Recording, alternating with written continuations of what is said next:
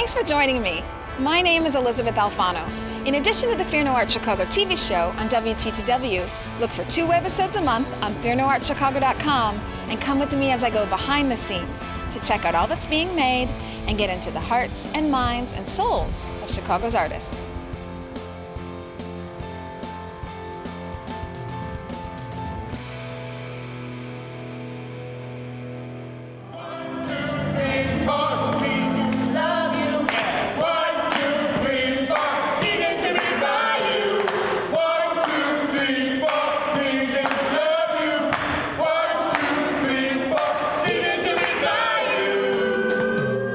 Here behind the scenes at Redmoon Theater with director Seth Bockley. Seth, thanks for talking with me. Of course. I really love being behind the scenes and watching as everything comes together, really creating all this wonderful magic from nothing, just pulling these wonderful ideas out of thin air.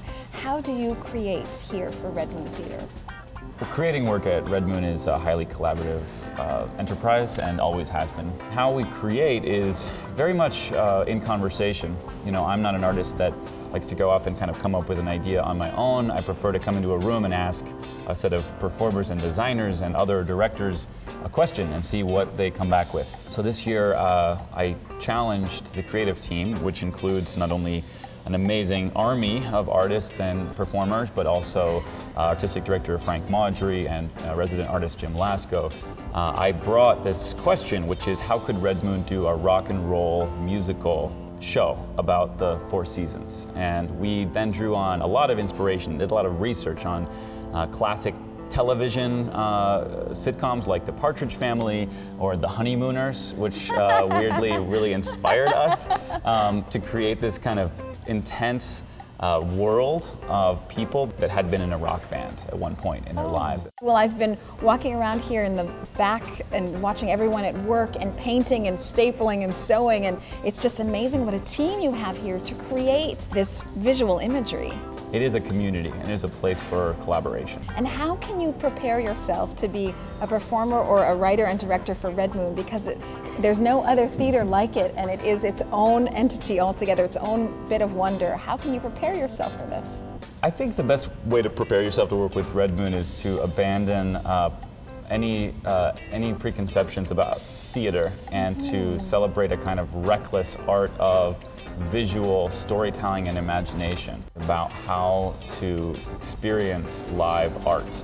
Theater is at its most exciting when you are very awake and you're very much alive and you're seeing something and you think, you know, I never expected that. I've never dreamed of that. I've never imagined that. It draws you forward in your seat. One thing that I think of for Redmoon, of course, is all this pageantry and gadgetry, but also I think of sort of mechanical poetry. I mean, it really does have an urban feel to it, so distinct to Chicago, you know, sort of a muscle and grit to it that I just love about Redmoon. And so I look forward to all the toys and imaginary things that will come my way. How does one become a Redmoon actor? Because this is not your typical theater.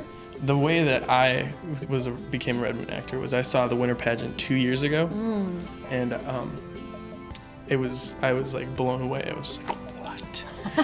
And I've got to do that. Yeah, that's pretty much what happened. And I thought the exact same thing. I was like, oh, I want to do that. Can you prepare for this kind of acting? Can you take classes for it? Or how does one prepare for this? You just need to be able to risk a lot, take a lot of risks. What do you mean? Just be open to like what you're feeling in the moment. It's like you just got to be like, what is the most me right now? Like the weird, you know, you have to go to the place where you're like, that is really weird. Where maybe you know that, but you're just still like gunning forward. For anyone who hasn't seen Redmoon, how would you describe the Redmoon experience? How do you say to people like, well, this is a show about old people in a band who are like 150, who like, you know, are singing songs, moving through the seasons, and then there's puppetry involved too.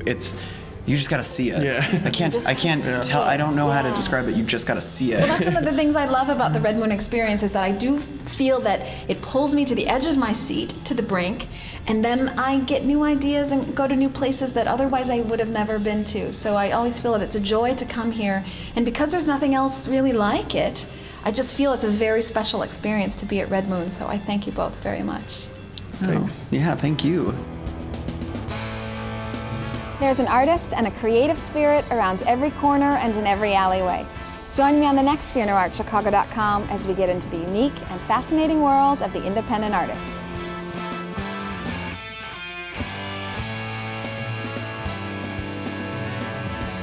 Did your parents say, okay, this one's a little off, this child is a little odd, I'm sure they're going the Redmoon route? Yeah, they did. I'm really looking forward to seeing today's dry run of Winter Pageant 210. What can we expect from it? Things might fall down.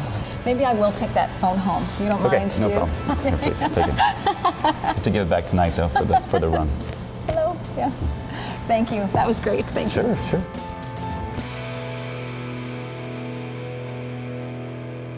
Fear No Art Chicago is provided by the L.H. Selman Gallery. Paperweights are the crown jewels of glass artistry. You can discover both antique and modern paperweights at the L.H. Selman Gallery in Chicago's Fine Arts Building.